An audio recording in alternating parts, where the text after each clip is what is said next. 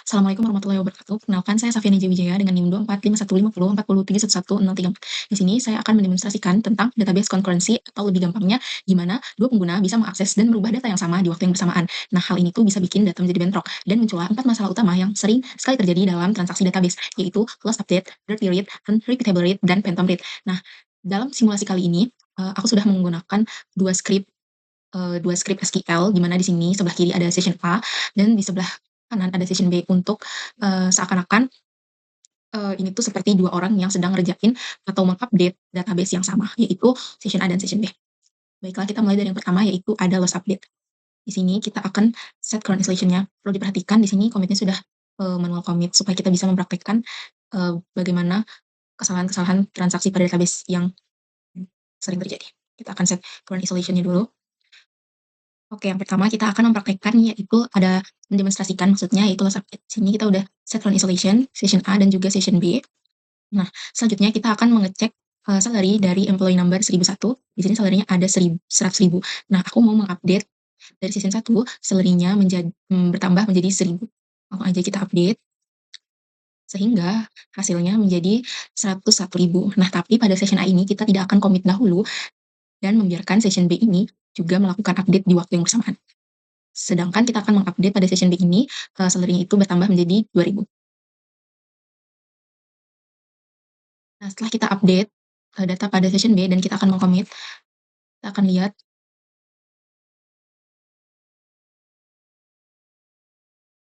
nih. Nah, lalu kita akan commit terakhir pada session A, sehingga datanya itu menjadi, 100.003. Nah, jadi pada loss update ini, jadi permasalahan yang terjadi adalah jadi dua orang pada session A dan juga session B yang melakukan transaksi secara bersamaan, tapi salah satunya itu belum komit. Di mana tadi, seperti yang aku contohkan, itu pada session A itu dia belum komit. Nah, session A itu menambah gaji karyawan dengan ID 1001 sebesar 1.000, tapi session A ini belum komit. Nah, sementara itu, session B juga mengupdate gaji karyawan dengan nomor ID yang sama, tapi nambahnya itu 2.000. Lalu session B ini langsung komit, berbeda seperti session A. Nah, sekarang, sehingga di database itu tersimpan hasil updateannya session B aja. Gajinya itu udah naik 2.000. Tapi begitu session A itu komitnya belakangan, perubahan dari A itu menimpa hasil B karena A itu masih pakai data lama sebelum update B itu terjadi. Nah, akibatnya gaji akhirnya cuma naik 1.000 dan perubahan 2.000 dari B hilang begitu saja. Nah, kenapa ini tuh disebut loss update? Karena update dari satu transaksi itu hilang karena ditimpa oleh transaksi lain yang komit paling terakhir. Oke, kita akan lanjut ke permasalahan kedua yaitu dirty read. Di sini kita akan mengupdate salary dari employee number 1.002. Kita akan set current installation-nya dulu.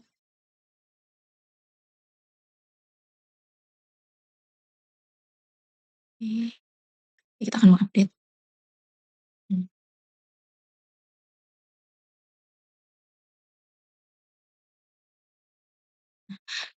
oke, 1.000 ya teman-teman, mengupdate gaji salary. Nah, kita tidak akan commit sama seperti yang tadi, kita akan membiarkan um, session B ini juga mengupdate ya.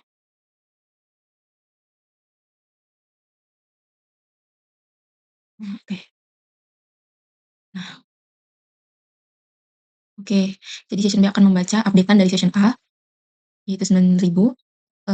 Setelah session B itu melihat hasil dari apa yang sudah diupdate oleh session A, maka session A akan merollback atau kayak jadinya tuh setelah diupdate suatu data dia menarik kembali datanya gitu. Kita lihat lagi, kita akan baca lagi datanya dari session B. Nah, sehingga datanya berubah menjadi 73.000 guys. Kenapa hal ini bisa terjadi?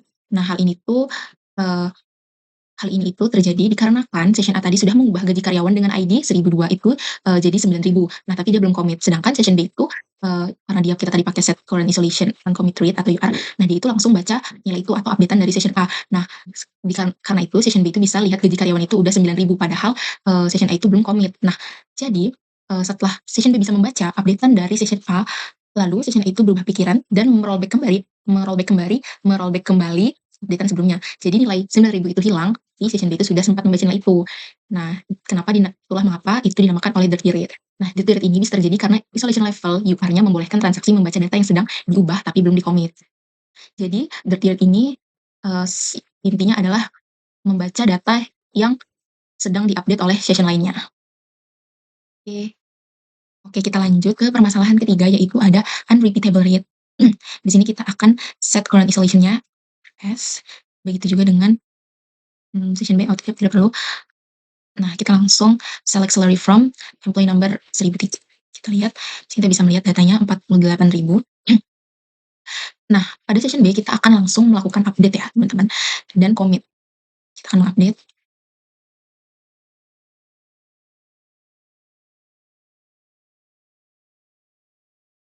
lalu kita commit setelah diupdate. Hmm, Oke, setelah kita mengupdate salary-nya menjadi 500 ini, guys. Ini ya, teman-teman. Yang 48.000 tadi, kita akan melakukan select lagi setelah session B dan datanya berubah menjadi 49.000.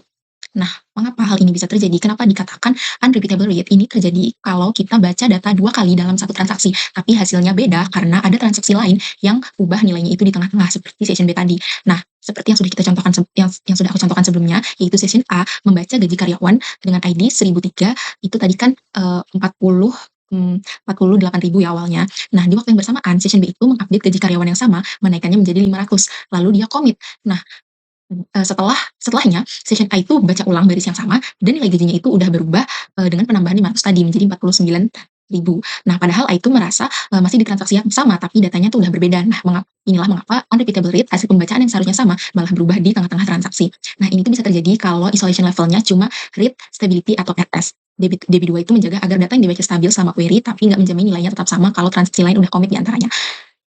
Oke, kita lanjut ke permasalahan yang keempat dan sekaligus permasalahan terakhir pada demonstrasi permasalahan yang tersering terjadi pada transaksi database ini, yaitu phantom rate. Nah, kita akan set condition-nya.